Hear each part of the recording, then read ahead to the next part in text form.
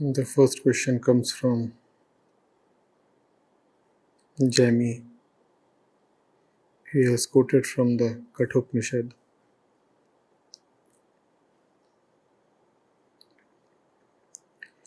Nachiketa said, "That which you see as other than righteousness and unrighteousness, other than all this cause and effect, other than what has been and what is to be, tell me that."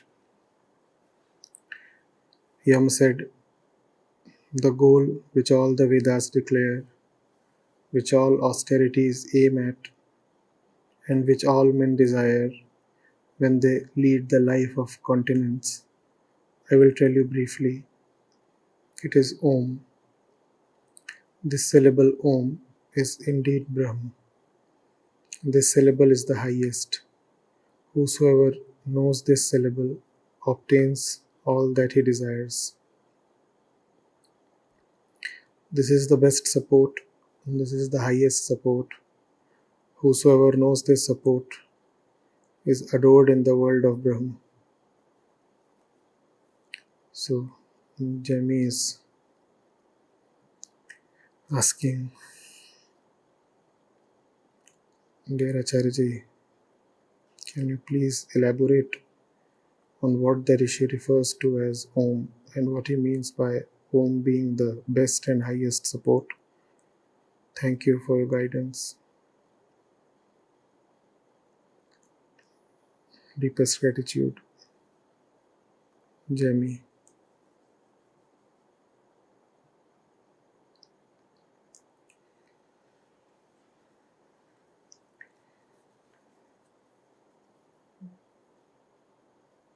Jami in the Upanishads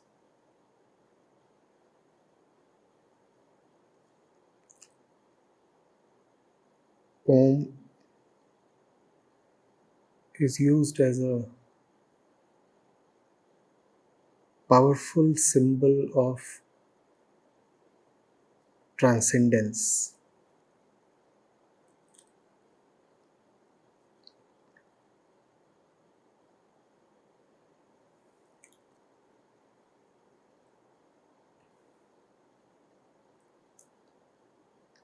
It consists of three sounds: A, U, and Ma. These correspond to the three states of consciousness.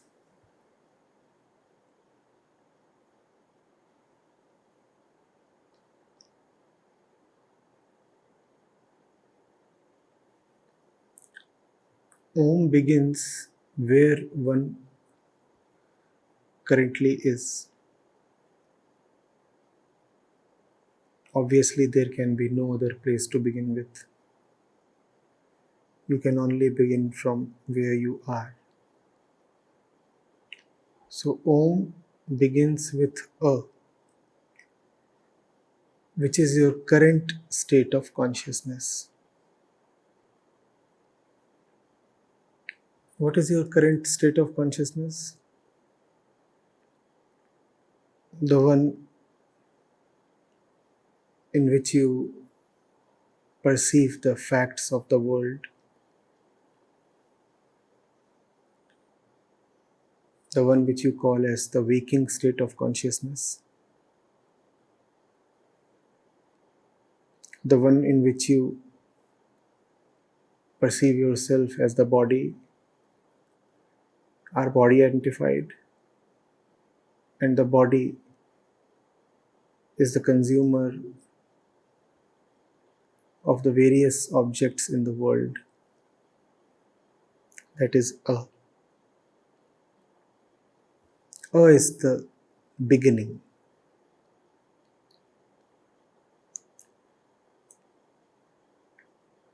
Whether in the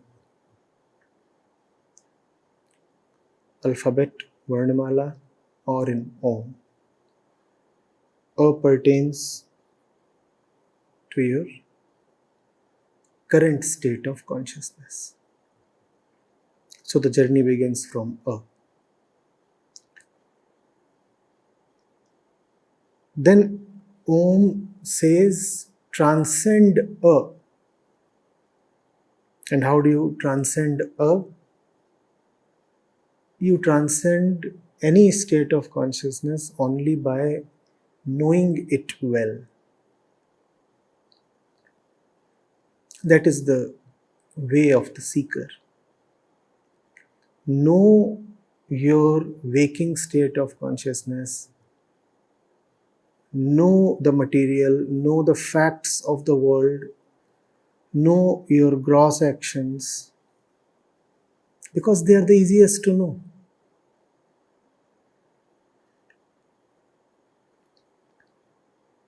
The world is perceivable. Your actions too are perceivable. Know them.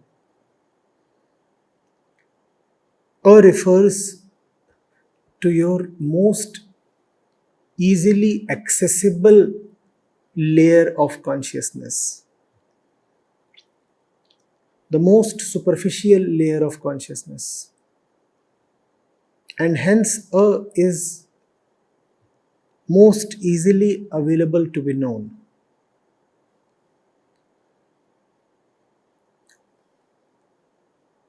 And then you move to U. U refers to that state of consciousness which remains unavailable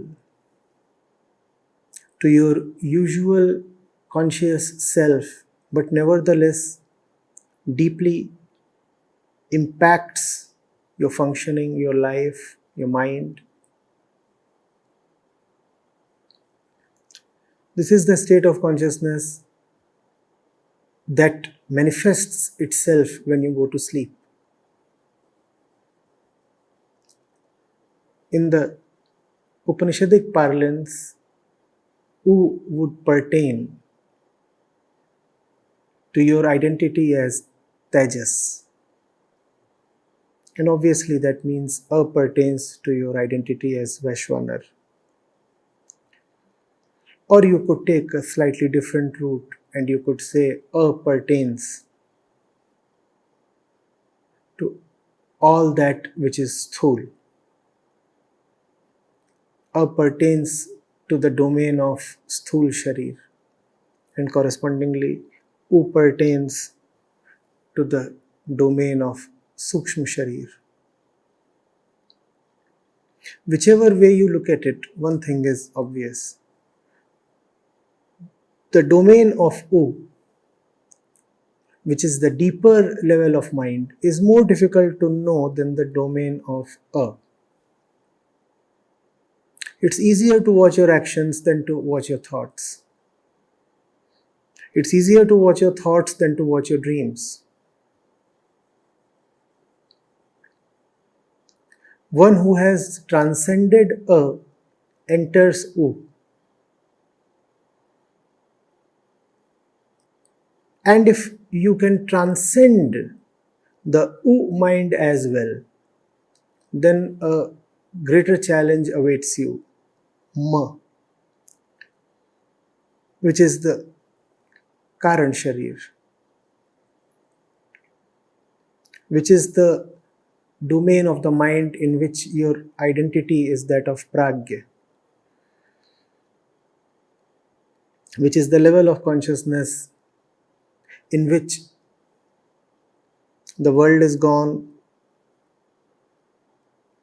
the various branch vrittis, tendencies are also transcended, and all that remains is the mool aham vritti, the deepest I instinct. So, in the course of Om, in his journey through Om, what is the seeker doing? The seeker is penetrating to deeper and deeper levels of his mind. He started off from where he was, which was the most superficial level, the waking state of consciousness, in which the sansar is there, the world is there, the Vishu is there and the Vaishwanar is there. And then he went deeper into his mind, and what did he encounter? U. What does U refer to? All the stuff that you do not usually come to see. It remains hidden, and it presents itself sometimes only in dreams, and then you are shocked.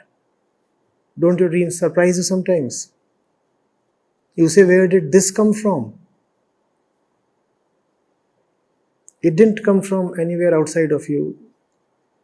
It was always present in your mind. It's just that it existed a bit deeply. So you were not cognizant of it. When the state of consciousness changed, when you went to sleep, then that which was a little deeper in the mind presented itself. What is the symbol used to represent that? U. Says, watch your visible actions, watch your gross thoughts. U says, now come on, can you be a watcher of your various latent tendencies as well? What are the latent tendencies that you usually cannot watch but show up in dreams? Anger, fear, lust, insecurity, greed. Many of these remain suppressed in the conscious mind.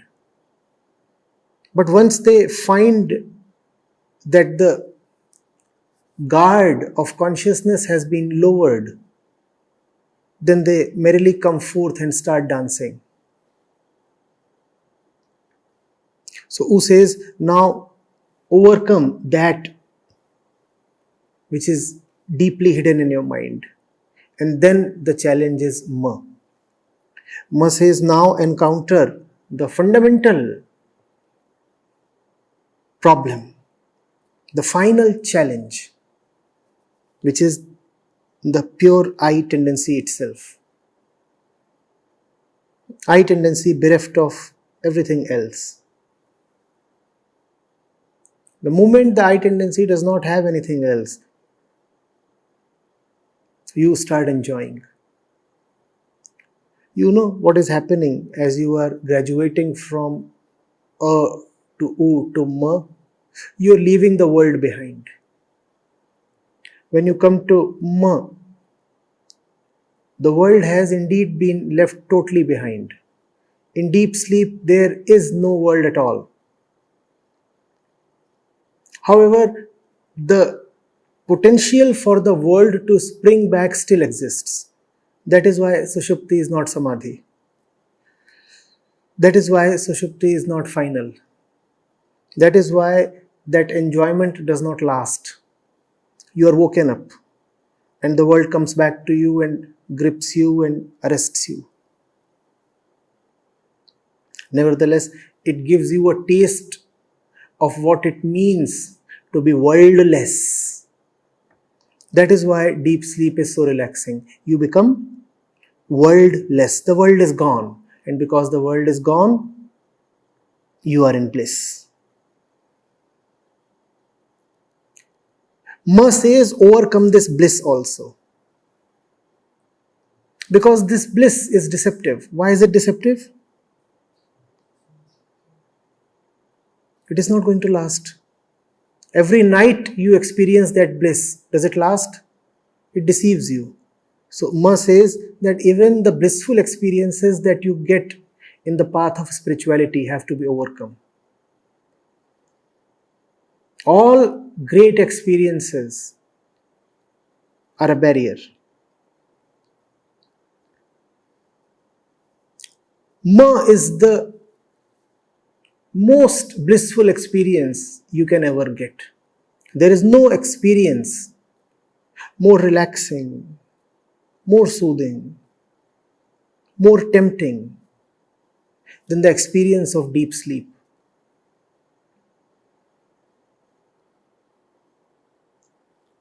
You can craft and design the most alluring experiences for yourself, whether through the worldly route or through the spiritual route.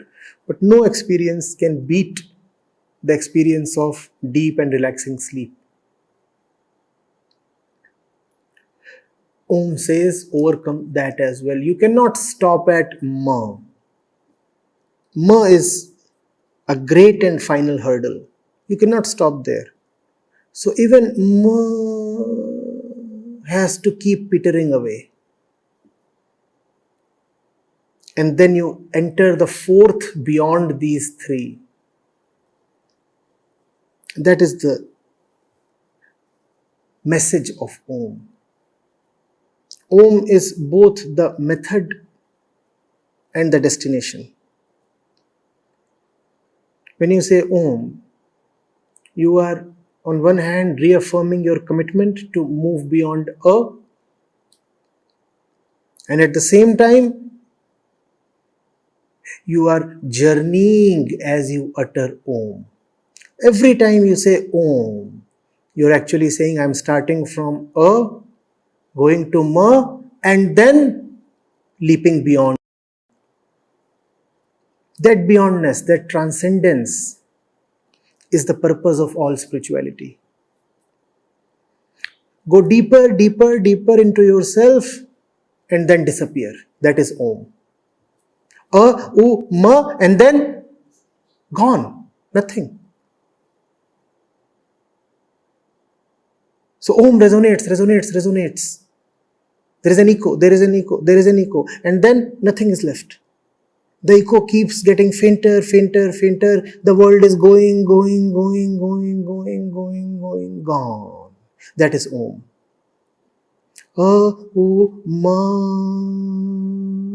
gone. Now nothing remains. Not even Ma remains. Not even the final shred of I remains. You have gathered what Ma stands for, right? Ma stands for Aham, Ma, Main, Aham, the final I tendency. That does not just disappear usually in one stroke. How does it go?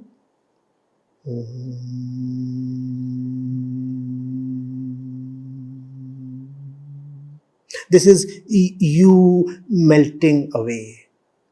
This is your own disappearance.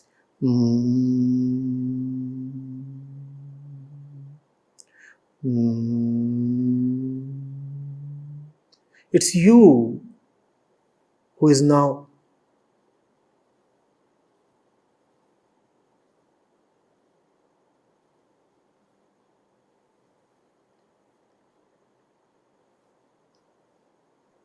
now. That is the reason why the worship of Om and repeated recitation of Om has so much been advised and favored.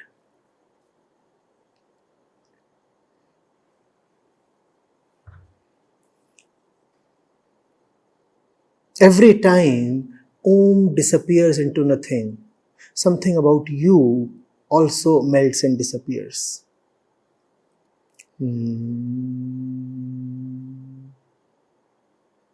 Where did the sound go? Where did the sound go?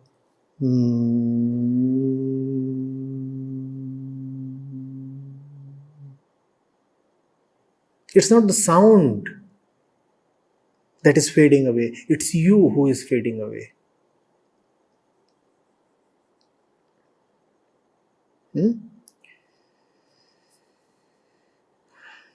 You're asking, what does the Rishi refer to as Om? I spoke on it. And then you ask, what does he mean by Om being the best and highest support? When you are stuck in what does refer to? The state of consciousness you are contained in. The state of consciousness you are identified with. The world that you live in. That's where you start from.